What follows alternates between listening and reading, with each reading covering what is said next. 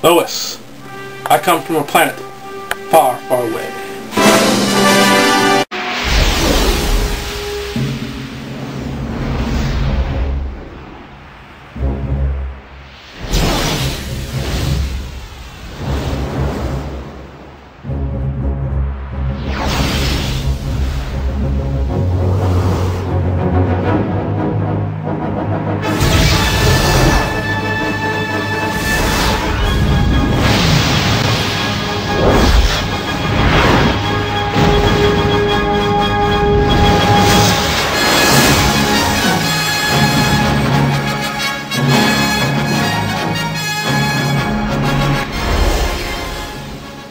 Hi everybody, this is Madman Mike, and welcome to the Superman panel this time. With me I got Tony Beers, and with me, just making his pro wrestling debut, RK Stud. Yeah. Alright. Okay guys, this is about the Superman movie franchise. We are getting, as you can see, our friend, good friend Tony Beers here did our introduction to our show. Fantastic job, Tony. Thank you. Yes, thank you. Yeah. So today we're discussing the Superman movie franchise and where it's going and what we think should be done with the movie franchise. Tony, what do you think? I agreed with you about what you said in your last rant, how they use Lex Luthor way too much in the Superman franchise. I'm waiting for another villain. I can understand, okay, like this reboot or sequel, whatever you want to call it, of Superman Returns, I can understand needing for him to be in the first one to start it off, but you know, why does he have to keep on continuing in the next ones? Like you were saying before, Superman 2 and Superman 3, 4 had different villains, but 2 and 4 had different villains, but it also had Lex Luthor, and it didn't really need that. I agree with you on the Superman 2 about the kid. That was kind of pointless. Just about everything what you had to say, except for I have to say that I did enjoy Superman Returns a little bit more than you did. I don't think it was a great movie. I think it was a decent movie. It had plenty of faults. It is nowhere near perfect. That part I do agree with you. What'd you think of Superman 3? I mean, Superman 3, like I said, didn't have nothing to do with Lex Luthor. We had the comedian Richard Pryor in this one. This one I actually liked, but like I said, it was a piece of shit because I didn't like the storyline. But, you know, Richard Pryor had his funny moments in this movie. I didn't like the robot woman, and I didn't like stupid fucking machine that he supposedly created and shit. So what did you think of Superman 3? Just like Superman Returns had its good parts and its bad. Unlike Superman Returns, I actually thought that one had more bad than good. That's when Superman really went down, and 4 just ended the series right there. It's kind of like the Batman franchise started going down on the third one. That's with a lot of movies. You know, when you have trilogies or you have movie series, the third one's where it usually starts going down. Yeah. Robin, same question. Same thing. The first two in the series, I will admit, are just great. They're just tailored just right. I didn't mind Lex Luthor in that. 3, you kind of had a guy who was kind of like Lex Luthor. Yeah. 4th, you had him, granted, the late Christopher Reeves, may he rest in peace, wrote the movie, making it all about nuclear weapons and all that. Trying to put the message out there, but with Lex Luthor, you know, well, here, I'll just put a little embryonic device in this forehead. Superman unknowingly throws it in the sun, and that's what we got. Nuclear Man. Nuclear Man. What a dumb name for a villain. Nuclear Man. It's just one of them things, you know, oh God, the quest for peace, and they're fighting on the moon on the 4th one. Superman plants the flag up. Truth, justice, American way. Yippity-doo-dah, zippity-day. My oh my, what a wonderful fucking day. And then we waited all them years. They were trying to make a reboot, and they even had my favorite director, Kevin Smith. Really love him to death. Means you're fucking gay!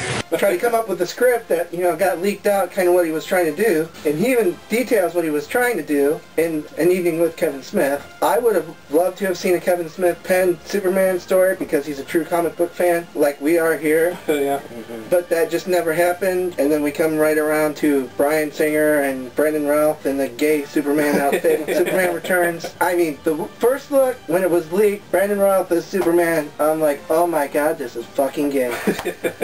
Nothing against gay people. Nothing against gay people. RK Stud loves gay people, especially if you're lesbians. We know you do.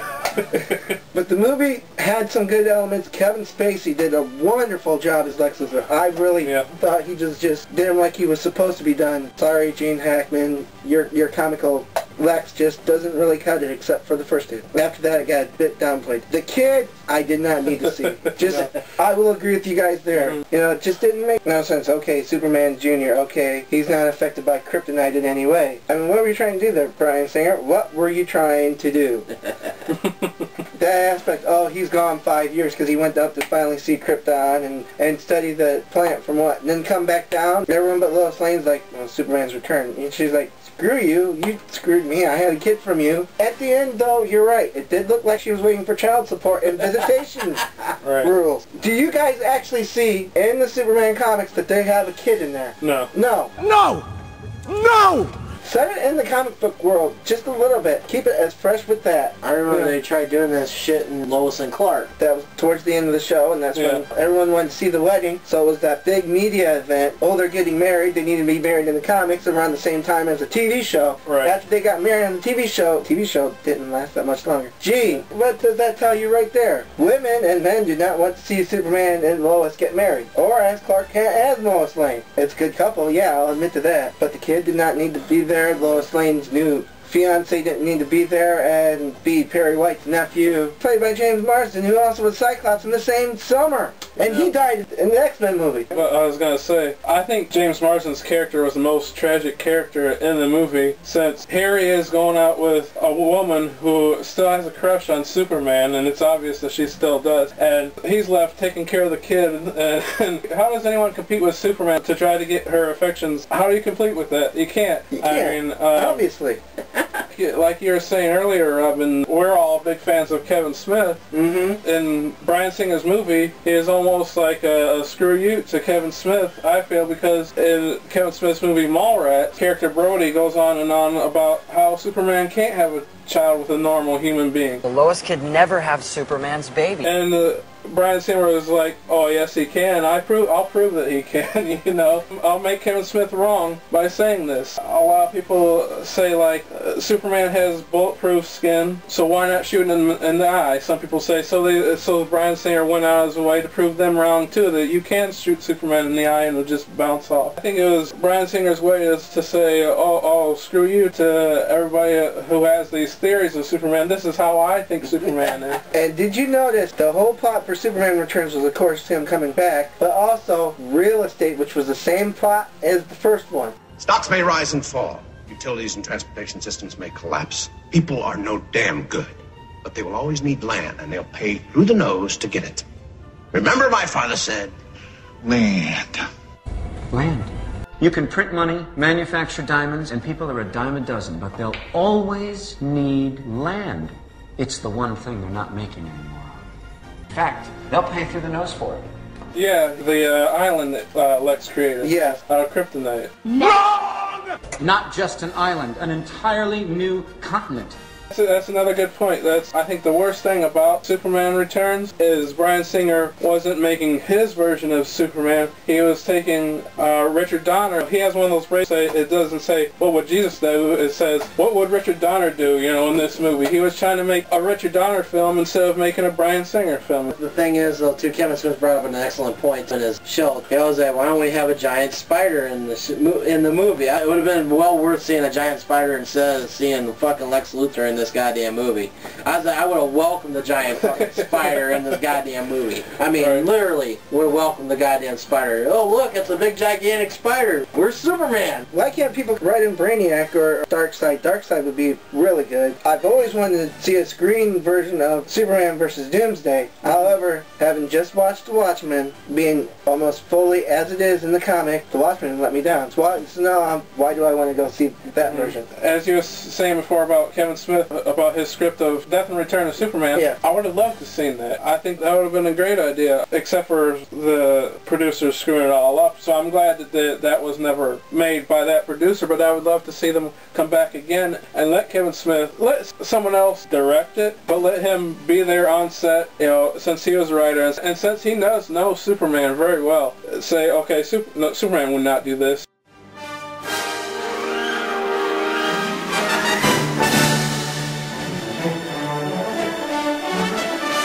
Hi everybody, it's me again, Madman Mike. Hello friends, how are we doing? This is your old pal RK Stud. I come from a planet far, far away.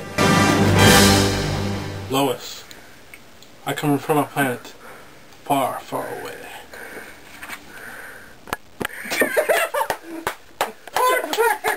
Fucking awesome, dude. Fucking awesome. Oh, man.